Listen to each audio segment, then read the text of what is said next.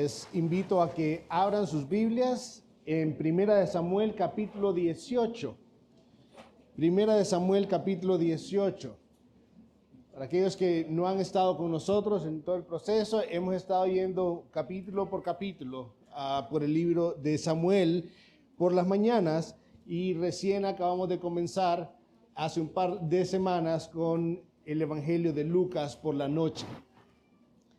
Retomando un poquito lo que pasó en el capítulo anterior, en el capítulo 17, Dios estaba enseñando a su pueblo, a los judíos, pero también a nosotros, el tipo de rey que Él quiere para ellos. Un rey conforme a su corazón, un rey que fuera celoso por su gloria. Y era importante recalcar esto porque en el capítulo 17, cuando vemos la narración de la batalla entre David y Goliat, a pesar de que realmente la batalla solo fueron 2 versículos, pero muchas veces vemos esto como, entonces ahora yo puedo ir y buscar gigantes y vencerlos. No, esto se trata de vivir con una vida celosa por la gloria de Dios. Vimos que David realmente es una sombra de Cristo, siendo enviado por su padre para el bien de sus hermanos. Si recuerdan, fue Isaí quien lo envió para el bien de sus hermanos. Siendo despreciado por sus hermanos. Si recuerdan, Eliab terminó regañando a David prácticamente, siendo aquel que tuvo que enfrentarse contra este enemigo imbatible. No había nadie en el ejército, ni aún Saúl, que no era un gigante como Goliat, pero era alguien que sobresalía de sus hombros para arriba sobre cualquier otra cabeza en Israel. Ni aún él se enfrentaba a este gigante que amenazaba al pueblo, y no solo eso, triunfando sobre él, triunfando sobre sus ejércitos, y finalmente usando su misma arma para matarlo. Y todo eso lo vemos en Cristo Jesús, enviado por el Padre para el bien de sus hermanos, ¿sí? Triunfando sobre el que tiene el imperio de la muerte, usando su misma arma, la muerte misma, para vencerlo. Por otro lado, también vimos al rey conforme al corazón del pueblo, el rey requerido, ¿recuerdan? Saúl, quien sabiendo que Dios ya lo había rechazado, sigue en el trono, sigue ahí, no quiere soltar el poder. Y ante su responsabilidad como rey de defender al pueblo, lo que hace es prometer una recompensa de riqueza, de libertad y a su hija como esposa. Vamos a tomar desde ahí para lo que vamos a estar viendo hoy en el capítulo 18. Acompáñenme a orar. Padre Celestial, ayúdanos a no ver este capítulo, Señor, solamente como relatos para niños, sino realmente, Señor, como tu palabra inspirada, útil, necesaria para nuestras vidas. Como tu palabra que apunta a nuestra gran necesidad de Cristo Jesús. Como tu palabra que nos instruye y nos equipa para toda buena obra, Señor. Padre Celestial, concédenos esta mañana que no tengan efecto sobre nosotros las distracciones mundanas, por causa de la importancia de tu palabra para nosotros en nuestro corazón, Señor. Transfórmanos a través de ella. Corta lo que tengas que cortar, Señor. Corrige lo que tengas que corregir. Anímanos con ella. Y haznos conocerte más. En Cristo Jesús te lo suplicamos. Amén y amén. Hermanos, para retomar el capítulo 18, me gustaría comenzar desde los versículos 2 versículos del capítulo 17, 57 y 58, dice: cuando regresó David de matar al filisteo, Abner lo tomó y lo llevó ante Saúl, con la cabeza del filisteo en la mano. Y Saúl le dijo: joven, ¿de quién eres hijo? Y David respondió: yo soy hijo de tu siervo Isaí, el de Belén. De repente habríamos esperado que este era el momento en el que Saúl, en vista de que David, obviamente siendo un medio de Dios, vence al gigante imbatible, era el momento de hacer entrega de la recompensa que había prometido. Pero no hubo tal ceremonia. no hubo tal entrega. La riqueza prometida, la exención de impuestos prometida, aún la hija prometida, no fueron entregadas. No fueron entregadas. Veamos qué sucedió. Versículo 1. Y aconteció que cuando él acabó de hablar con Saúl, el alma de Jonatán, recordemos Jonatán del capítulo 14, hijo primogénito de Saúl, el alma de Jonatán quedó ligada al alma de David. Y Jonatán lo amó como a sí mismo. Y Saúl lo tomó aquel día y no lo dejó volver a casa de su padre. Entonces Jonatán hizo un pacto con David porque lo amaba como a sí mismo. Jonatán se quitó el manto que llevaba puesto y se lo dio a David con sus ropas militares, incluyendo su espada, su arco y su cinturón. Y salía David a donde quiera que Saúl le enviaba y prosperaba. Y Saúl lo puso sobre hombres de guerra. Y esto fue agradable a los ojos de todo el pueblo y también a los ojos de los siervos de Saúl. Si se fijan, el tema que se está introduciendo acá son reacciones. Y eso es lo que vamos a ver hoy. 4 reacciones a la victoria de David.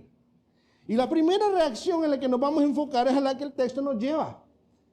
Estos primeros versículos se enfocan no tanto en la reacción de Saúl, sino en la reacción de Jonatán, el primogénito de Saúl. Y es interesante porque cuando pensamos en Jonatán, este héroe que libró al pueblo de la amenaza de los filisteos por el poder de Dios, siendo el primogénito de Saúl, al ser el primogénito de Saúl, ¿cuál es la esperanza, hermanos? Que sea el heredero al trono. Que sea el siguiente al que se le va a entregar el trono. ¿Y qué hace? ¿Cuál es la reacción de este hombre? ¿Qué se espera de un heredero al trono que está enfrente de aquel que venció cuando ni aún su papá, que tenía la responsabilidad, vencía? Pues hemos visto ejemplos en la Biblia, como el de Abimelech. Cuando leíamos en Jueces, Abimelech mató a 70 de sus hermanos, con tal de no seguirse sintiendo amenazado. Y es lo que el mundo dicta. Quite los estorbos para que usted se quede en el poder. Esa es la manera que el mundo dicta. Que nadie le quite aquello que está en sus manos. La pregunta ¿es eso lo que hizo Jonatán? Jonatán no actuó conforme al mundo. Jonatán no se sintió amenazado por David. Y la manera como lo podemos ver es viendo lo que el texto nos dice. Él encontró en David a alguien que tenía muchas cosas en común con él. Ambos amaban a Dios más que al trono, por ejemplo. Su amor por Dios era mayor que el amor por el trono. David, a pesar de que hace 2 capítulos ya había sido ungido por Samuel para esta tarea, no estaba ahí como, ¿y Saúl a qué hora se va? No estaba en eso. Él estaba haciendo su trabajo fielmente, humildemente. Sus convicciones eran muy similares a las de Jonatán. Acompáñeme, por favor, un poquito a la izquierda, capítulo 14, versículo 6. Miren las palabras de Jonatán cuando va a la guerra con su escudero, cuando nadie más estaba yendo a la guerra para defender al pueblo, cuando Saúl estaba bajo un árbol, esperando nada. Y Jonatán dijo al joven que llevaba su armadura, ven y pasemos a la guarnición de estos incircuncisos. Quizá el Señor obrará por nosotros, pues el Señor no está limitado a salvar con muchos o con pocos. La confianza de Jonatán en ese momento no estaba en sus capacidades ni en el gran ejército. Recordemos que en ese momento, ¿recuerdan cuántas espadas tenía todo el ejército del pueblo? 2. Y una la tenía Saúl. O sea que realmente fueron con una espada nada más. Y Dios usó eso para hacer retroceder a todo el ejército filisteo. Y cuando vemos en la batalla de David y Goliat, capítulo 17, versículo 47, vemos algo muy similar. Mira lo que dice el capítulo 47. Y para que sepa toda esta asamblea, este es David hablando, que el Señor no libra ni con espada ni con lanza, porque la batalla es del Señor y Él los entregará en nuestras manos. Estos eran hombres celosos de la gloria de Dios, que su confianza estaba puesta en el carácter de Dios y en sus promesas. Y a ambos Dios los usó para librar al pueblo de la amenaza filistea. Ambos estaban dispuestos a servir a otros antes que a sí mismos. Y estos dos hombres se encuentran. Y Jonatán, un hombre posiblemente mucho mayor que David, estaba contento de ver a este muchacho. Recuerdan, David tuvo que haber sido menor de 20 años. Estaba contento de ver a este muchacho usado por Dios para librar a su pueblo. Muchos en la actualidad sugieren, por las palabras que están ahí, y Jonatán lo amó como a sí mismo, porque lo amaba como a sí mismo, sugieren que esta era una relación homosexual. No, familia, eso es perverso. Eso es perverso. Y lo quiero mencionar aquí porque nuestro corazón no está exento de eso. Cuando vemos aquí, no es una relación homosexual la que se sugiere. Ningún pecado es señalado en la Escritura como para sugerir esto. Ah, no, pero cuando vemos que murió Jonatán, dijo que el amor de Jonatán era mayor que el de cualquier mujer. Sí, pero ahí no hay pecado. ¿Cuál es el mandamiento que resume toda la ley y los profetas, mis hermanos? ¿No es amarás a tu prójimo como a ti mismo? Ese es el tipo de amor que debe verse entre nosotros. Ese es el tipo de amor que somos llamados a tener entre nosotros, familia. Un amor fraternal, sincero, comprometido. Un amor resultante de Dios siendo su Dios. Y eso es lo que estamos viendo ahí. Es uno de los mejores ejemplos que vemos de hermanos de la fe, sin hipocresía, sin egoísmo, amándose como a sí mismos. Uno de los mejores ejemplos de la Escritura. Fue de hecho este amor el que los llevó a no solo así como, hola, ¿qué tal? Qué bueno conocerte, qué buena batalla esa. No, no fue así. No, su relación se convirtió en algo profundo. En algo profundo, al punto que la Escritura nos dice que hubo un pacto. Si leen 2 de Samuel capítulo 21, nos damos cuenta que este fue un pacto promovido por Dios. Un pacto entre estos dos hombres. Estaban comprometiéndose formalmente a verse el uno al otro como hermanos, a tratarse con fidelidad, con respeto, procurando el bienestar y la honra el uno del otro. Ese era el tipo de relación que había entre Jonatán y David. Ese es el tipo de relación que se espera entre nosotros.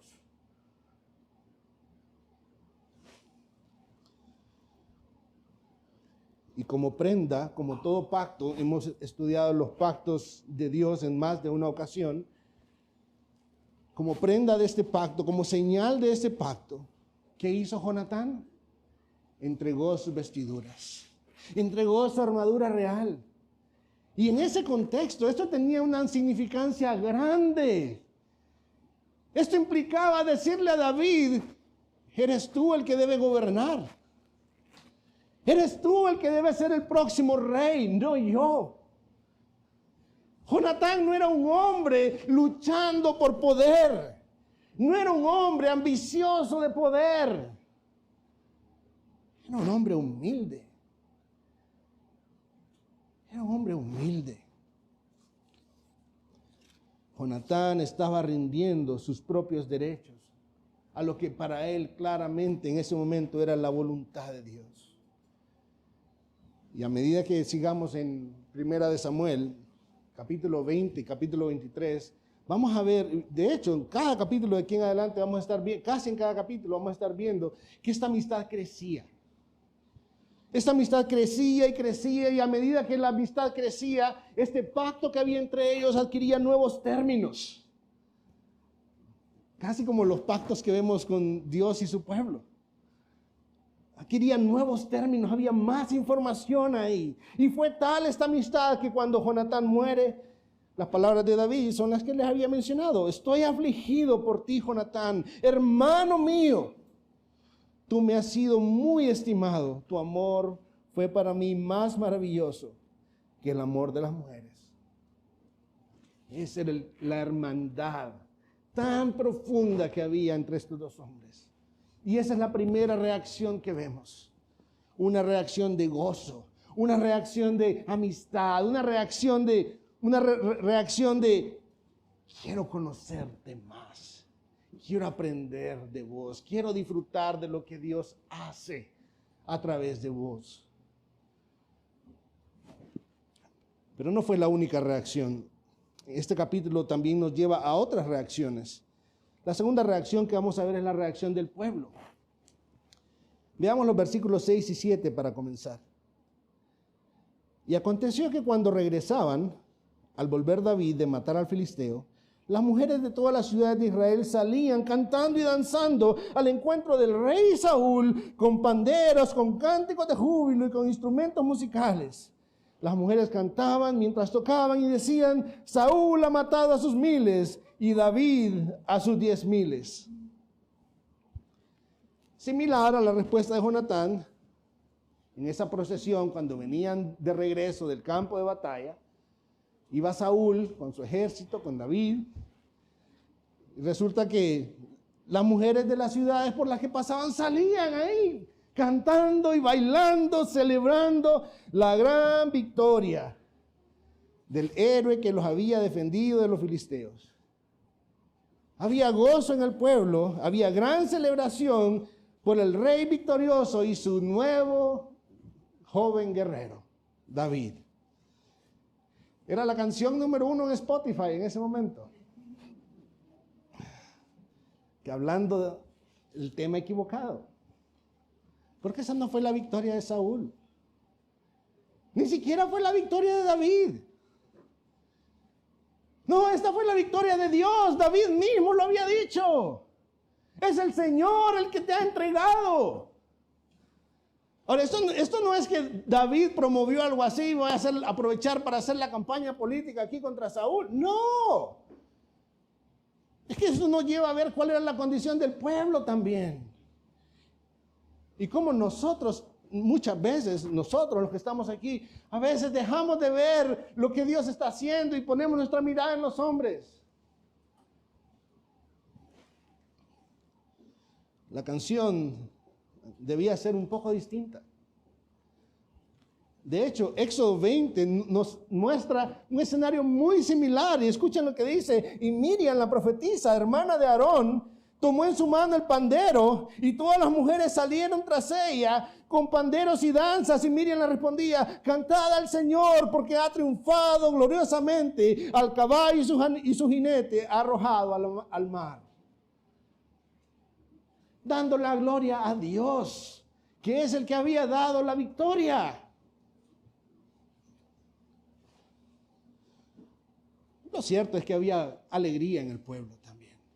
De repente un poco distinta que la de Jonatán. Pero también había alegría en el pueblo.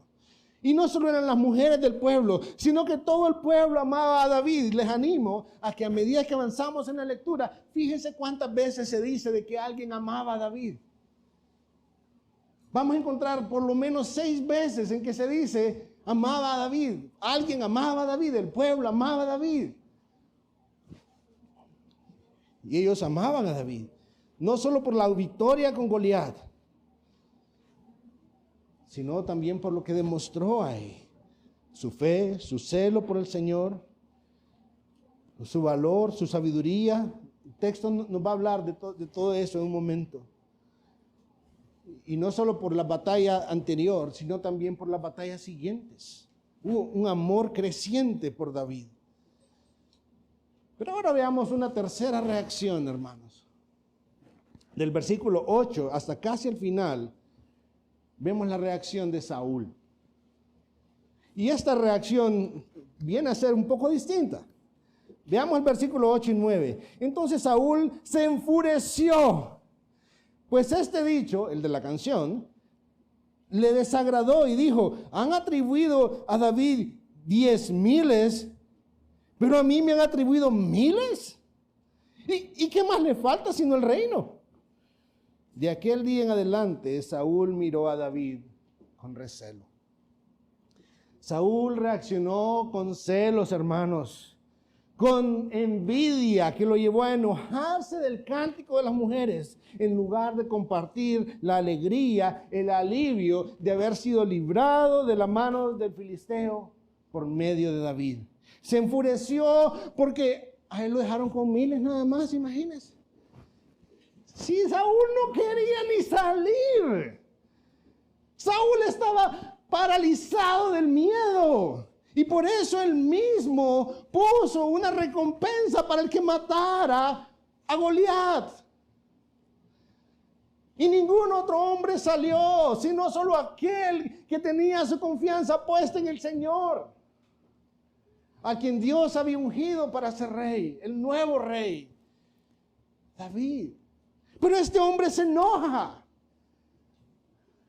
Se enoja porque estaba cargado de envidia, de celos, porque era celoso de la gloria, pero no de la gloria de Dios, sino de su propia gloria. Y estaba enojado. No, si solo falta que lo hagan rey ya. Sí, la canción es un éxito. Sí, si quieren le doy la corona también. Sí. Estaba molesto. Pero lo cierto es que Saúl sabía. Saúl sabía lo que Dios había designado. Si retrocedemos 3 capítulos, en el capítulo 15, versículo 28. Capítulo 15, versículo 28. Entonces Samuel le dijo a Saúl, ¿verdad? Hoy el Señor ha arrancado de ti el reino de Israel y lo ha dado a un prójimo tuyo que es mejor que tú. Claro que estaba celoso, claro que estaba envidioso, sabía que su reino poco a poco se le estaba yendo, sabía, era consciente de su caída, era consciente que Dios consideraba mejor a su sucesor. Y no estaba dispuesto a concederlo. Él quería el poder a toda costa. No estaba dispuesto a ceder ni un poquito. Y ese es Saúl que en el 15:12 había hecho un monumento para sí mismo porque nadie más lo ovacionaba, luego de que Jonatán fue el que luchó contra los filisteos. Él esperaba gloria cuando otros hacían el trabajo. Pero ese era Saúl. A nosotros nunca nos pasa eso, hermanos. Nosotros también luchamos con eso, mis hermanos. Nosotros también luchamos con celos. Nosotros también luchamos con envidia.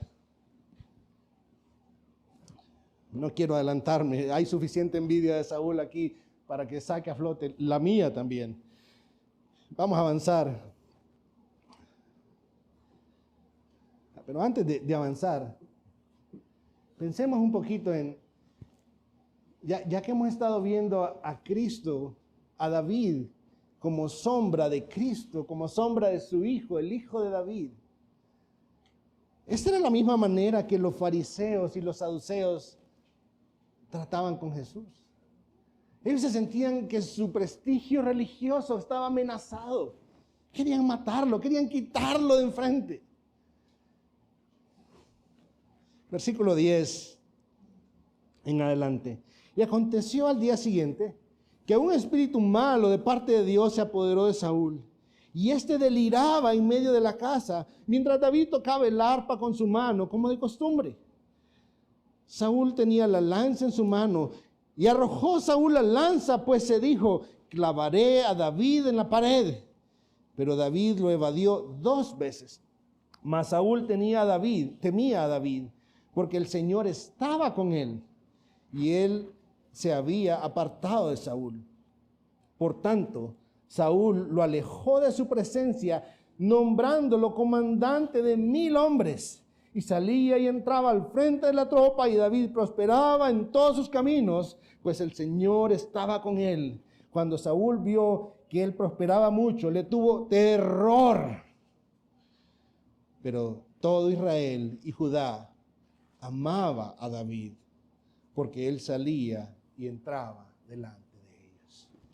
Hay varias frases ahí que van a estar notando que se repiten, como el hecho de que Dios estaba con David, como el hecho de que, prestemos la atención, el temor de Saúl pasó de ser temor a ser terror. Y todo porque él sabía que Dios estaba con él. Ahora podemos decir, no, pero es que pobrecito Saúl tenía un espíritu malo. Sí, pero el texto no atribuye los pensamientos de Saúl al espíritu malo. Saúl era responsable de sus propios pensamientos. El texto no deja sin culpa a Saúl. Era él el que estaba maquinando, el que estaba ahí pensando cómo matar a David. De hecho, no solo pensando, cuando tuvo oportunidad lo intentó y 2 veces David se lo quitó. A pesar de que era David el que todavía, siendo ya un capitán en el ejército, todavía estaba ahí sirviéndole, tocando el arpa para aliviar el tormento que le traía este espíritu malo.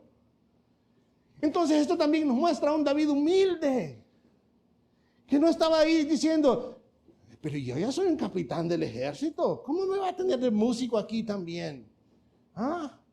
Ni que tuviéramos banda de los supremos poderes o algo así. Pero David ahí estaba. Saúl estaba lleno de envidia. Lo que le dolía era que David recibiera lo que él pensaba que era suyo. Nótese cómo Saúl cada vez está queriendo poner a David en situaciones difíciles. Y el texto nos dice que prosperaba, tenía éxito. Y nos dice que la razón era porque Dios estaba con él. No era porque David era muy capaz. Ay, que ese jovencito es pilas, es peli. ¿Sí? No, es porque Dios había dispuesto esto para David. Saúl supo que el Señor estaba con David. El texto nos lo dice claramente. Mas Saúl temía, en el versículo 12, mas Saúl temía a David. ¿Por qué razón, familia? Porque el Señor estaba con él. El texto nos lo dice claramente. Saúl supo que el Señor estaba David. ¿Y cuál fue su reacción?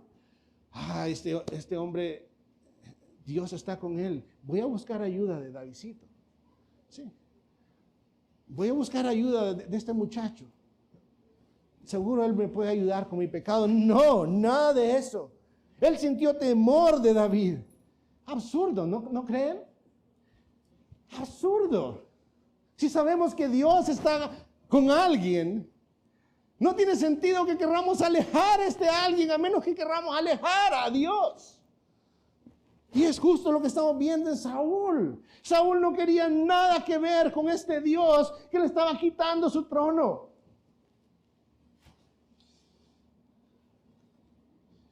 Y lo que hizo fue buscar alejarlo, dándole un ascenso.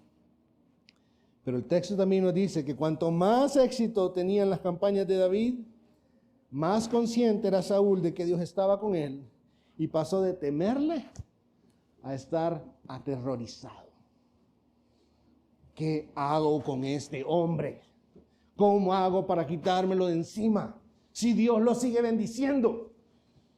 Y ese es el concepto de envidia, familia. Cuando no puedo alegrarme del bien ajeno. O cuando quiero que no tenga ese bien, lo quiero yo. Pero eso solo le sucedía a Saúl. Me imagino que a ninguno de nosotros nos pasa eso. Claro que nos pasa. Claro que nos pasa también. Para Saúl, cada éxito de David solo el recuerdo de que su reino estaba por terminar. Y sin importar lo que él intentara, Dios estaba con David y tenía más éxito. Versículo 17 al 19. Entonces Saúl dijo a David: he aquí, Merab, mi hija mayor, te daré por mujer, con tal de que me seas hombre valiente y pelees las batallas del Señor. Porque Saúl se decía: no será mi mano contra él, si no sea contra él la mano de los filisteos. Pero David respondió a Saúl: ¿quién soy yo? ¿O quién es, o qué es mi vida? ¿O quién es la familia de mi padre en Israel para que yo sea yerno del rey? Y aconteció que llegado el tiempo que Merab, hija de Saúl, debía ser dada a David, esta fue dada por mujer a Adriel, el meolatita. ¿Recuerdan cuál era la recompensa, hermanos, que Saúl había ofrecido? Riqueza, libertad y su hija. Y el único requisito era matar al gigante. Pero ahora resulta que Saúl viene y dice: te la voy a dar, pero tenés que hacer algo más. Un rey injusto. Un rey injusto. Ya David había hecho su parte. Ya era tiempo que Saúl hubiera cumplido su promesa. Y ahora le ponen nuevas condiciones. Pero vemos que el propósito de estas nuevas condiciones era claro. El propósito era que David cayera, ya que Saúl no podía hacer nada. Él mismo había intentado matarlo. Entonces que lo maten los filisteos. Pero de alguna manera tengo que quitarme de encima de este hombre. ¿Y qué hizo Saúl? Le dice: ok, te la voy a dar, y cuando llegue el momento de dársela, pero no te la doy. Y no se la dio, se la dio a otro hombre. Versículo 20. Y Mical, otra hija de Saúl, amaba a David. Otra persona que amaba a David. Cuando se le informaron a Saúl, el asunto le agradó. Cambió Saúl, ¿verdad? No, mire lo que dice. Y Saúl se dijo: se la daré para que le sirva de lazo y para que la mano de los filisteos sea contra él. Saúl pues dijo a David por segunda vez: serás mi yerno hoy. Entonces Saúl ordenó a sus siervos: hablad en secreto a David diciendo: he aquí el rey se deleita en ti, y todos sus siervos te aman. Ahora pues sé el yerno del rey. Y los siervos de Saúl hablaron estas palabras a oídos de David. Pero David dijo: ¿os parece poca cosa llegar a ser yerno del rey, siendo yo un hombre pobre y de poca estima? Y los siervos de Saúl informaron conforme a estas palabras que David había hablado. 25. Entonces Saúl dijo: así diréis a David: el rey no desea dote alguna, sino 100 prepucios de los filisteos, para tomar venganza de los enemigos del rey. Pero Saúl pensaba hacer caer a David por mano de los filisteos. Cuando sus siervos contaron a David estas palabras, agradó a David llegar a ser yerno del rey. Y antes que el plazo se cumpliera, se levantó David y se fue con sus hombres y mató a 200 hombres de entre los filisteos. Entonces David trajo sus prepucios y se los dio todos al rey, a fin de ser yerno del rey. Y Saúl le dio a su hija Mical por mujer. Cuando Saúl vio y comprendió, preste atención, versículo 28. Cuando Saúl vio y comprendió que el Señor estaba con David y que Mical, hija de Saúl, lo amaba, temió Saúl aún más a David. Y Saúl fue siempre enemigo de David. Note lo que está sucediendo aquí. Saúl ahora está usando su otra hija. Él está usando a sus hijas como moneda de cambio para lograr su propósito de eliminar a David, para buscar una manera de hacerlo caer. Su intención era eliminarlo, desprestigiarlo, hacer algo de tal manera que David no recibiera lo que estaba recibiendo: el amor del pueblo, el amor de Dios. Pero no solo eso. Si prestamos atención, esta hija sí le entregó. ¿Cuál fue la diferencia? Si vamos al siguiente capítulo 19. Fíjese la hija que le estaba entregando Saúl a David, 19:12. Mical descolgó a David por una ventana y él salió, huyó y escapó. Versículo 13 dice: y tomó Mical el ídolo doméstico y lo puso en la cama, puso a su cabecera una almohada de pelo de cabra y lo cubrió con ropa. este hombre piadoso, voy a entregarle a mi hija impía. Esta mujer tenía un ídolo en su casa. Era una mujer idólatra. Y esa era la hija que le estaba entregando a David. Ahora, si prestamos atención a todo lo que hemos leído hasta acá, familia, todo esto que hemos estado viendo de Saúl han sido maquinaciones en su mente. Todo esto ha sido lo que él se dijo para sí. Él pensó, él deliraba, él eran sus propias maquinaciones. De hecho, cuando se refería a David con otros era, no, David, aquí todos te estiman. Aquí todos te apreciamos, David. ¿Sí? David, te apoyamos. ¿Sí? Pero estaba lleno de envidia. Estaba lleno de envidia. Y nosotros, hermanos, muchas veces pensamos que nuestras maquinaciones privadas no son importantes, ¿verdad? Pero miren, lo que Dios está mostrándonos aquí era la manera como Saúl pensaba. A Dios le importa cómo pensamos, familia. A Dios le importan nuestros pensamientos y lo podemos ofender con nuestros pensamientos, como lo hacemos casi cada día, o como bien decía Rudy hace un rato, cada minuto. Le importa cómo pensamos.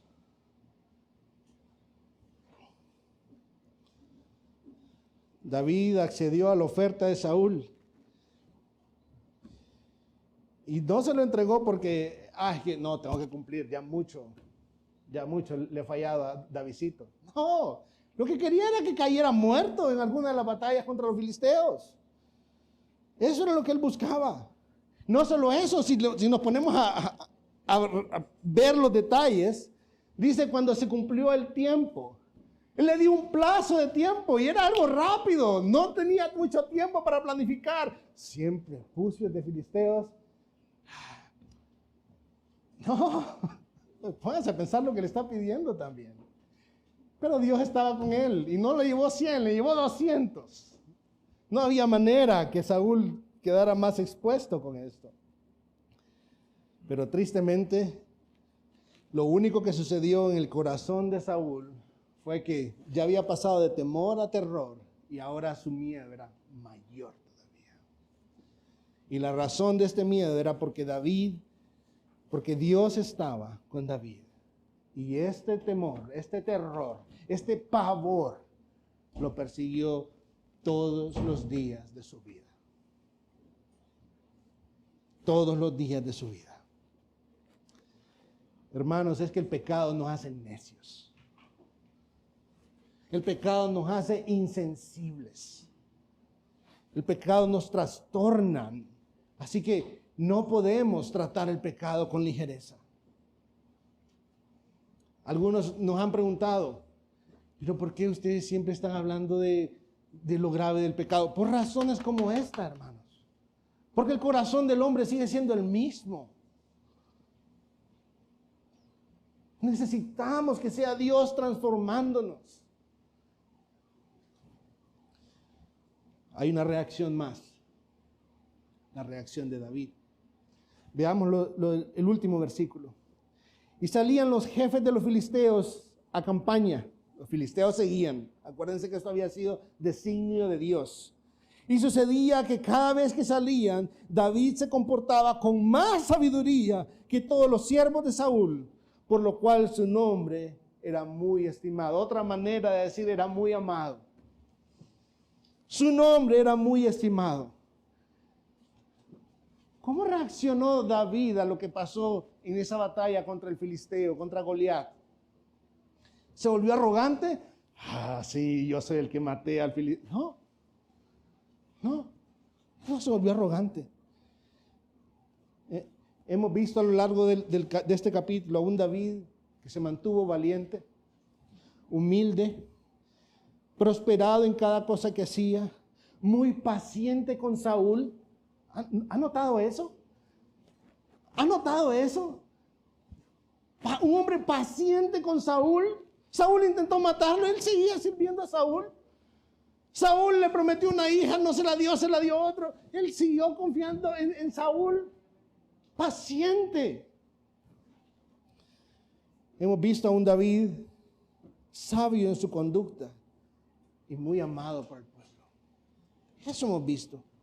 Y en cada una de estas ocasiones también hemos visto a un Saúl muy furioso con David, que nos recuerda que todo lo bueno que David lograba no se debía a quién era David, sino que era Dios que estaba con él. Era Dios quien estaba con David. ¿Qué hay para nosotros en este pasaje, familia? Hay mucho, pero solo voy a mencionar algunas cosas. Quiero retomar la relación entre Jonatán y David. Esa relación que es un ejemplo del tipo de relación que debe existir entre nosotros, entre la familia de la fe. Para el creyente, sus relaciones más profundas deberían ser con otro creyente. Nuestras relaciones más profundas tienen que ser centradas en Dios. Tienen que ser relaciones que nos lleven a la adoración a nuestro Dios. Estoy diciendo que está prohibido tener... No, para nada. Pero las relaciones más profundas de nuestra vida habrán de ser aquellas en las que Dios es el que las propicia. Sin embargo, no es extraño ver en la iglesia que tenemos lucha por eso. Tenemos lucha por tener cercanía con otros hermanos. Y a veces queremos estar como islas. No, que no se meta en mi vida. Sí. No quiero mucha, no se acerque mucho. Pero el ejemplo de Jonatán debe traer vergüenza a nosotros cuando tratamos a la familia de la fe de esta manera. En especial cuando también, aparte de querer estar lejos, hay envidia entre nosotros. No, es que ahora lo tienen sirviendo en la puerta.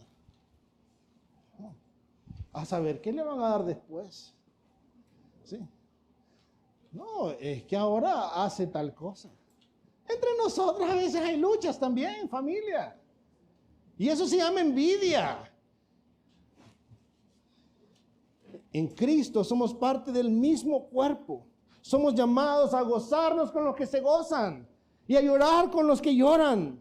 Somos llamados a animarnos y apoyarnos mutuamente en las tareas que Dios nos ha dado, en la iglesia, en la vida. ¿Cómo reaccionamos cuando un hermano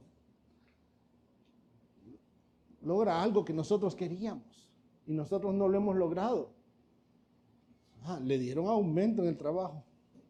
A saber qué habrá hecho. A saber qué habrá hecho.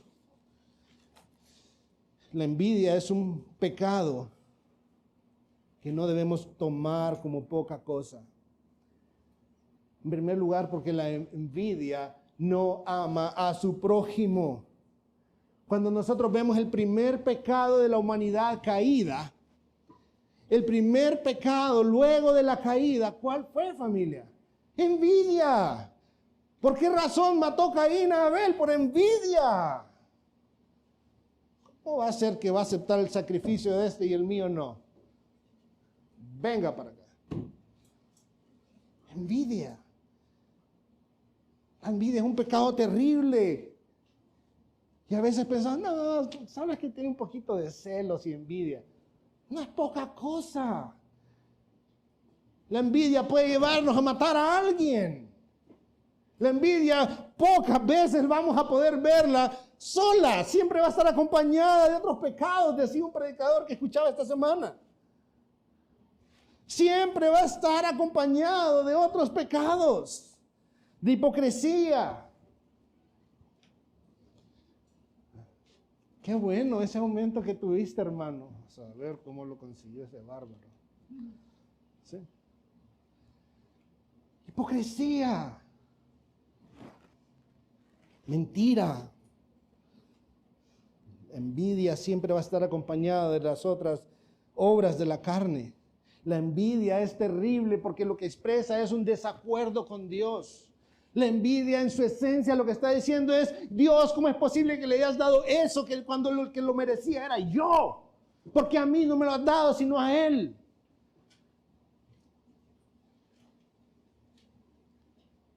El corazón de la envidia en esencia es un reproche a la providencia de Dios.